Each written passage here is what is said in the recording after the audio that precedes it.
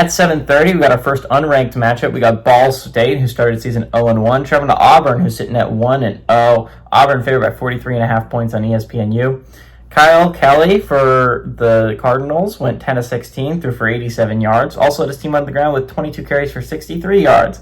Elijah Jackson was their leading receiver with 1 catch for 37 yards. Jackson Arnold went 11-17, threw for 108 yards, but those stats don't seem awesome, but he also had 16 carries on the ground for 137 yards and 2 touchdowns. They could not stop him on the ground game. Malcolm Simmons had 1 catch for 26 yards.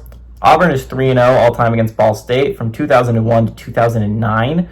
Closest game was 24 points. The worst was when Ball State lost by 60. Again, Auburn's a really interesting football team, right? To start heading into the year, I had a list of myself 12 teams that I think that were outside the top 25 to start the year that I think could be college football playoff teams. Hindsight's 2020. I wish I put Florida State on that list because it honestly looks like they're the best example of that as a team outside the top 25 that could make the college football playoffs.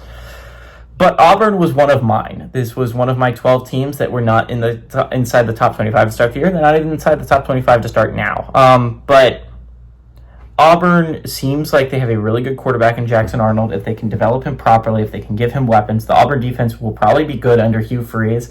The big question is, can Auburn win the games that they're supposed they got to pull off 1 or 2 upsets. If you look at their schedule, they have 4 ranked teams left on their schedule. Again, they have A&M in a couple weeks. They get Alabama to end the year, right? They have Georgia in there. You throw in Texas, right? Auburn is not having an easy schedule, but if you could find a way to go 2-2 in those ranked games, if you could find a way to beat 2 teams you're going to be dogs in, Auburn can put themselves in a very nice spot to make the college football playoffs. It is not an insane schedule outside of their first 3 SEC games. That it seems like a schedule that they could absolutely win. They have Kentucky in there. They have Mississippi State in there. They have like Arkansas in there. Absolutely winnable football games if you're Auburn. Again, Auburn was one of my picks for 12 teams outside the college football playoff that could make it. I still believe that Auburn can make the college football playoffs.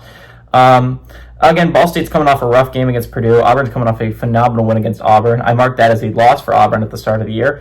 So them winning that game was massive against a pretty good Baylor team on the road as well. I think that's a big win for Auburn. I think that's going to give them a big tiebreaker when it comes to Baylor. If Baylor has a decent year, Auburn is going to put themselves in a good spot. I think they're going to be 3-0 heading into SEC play.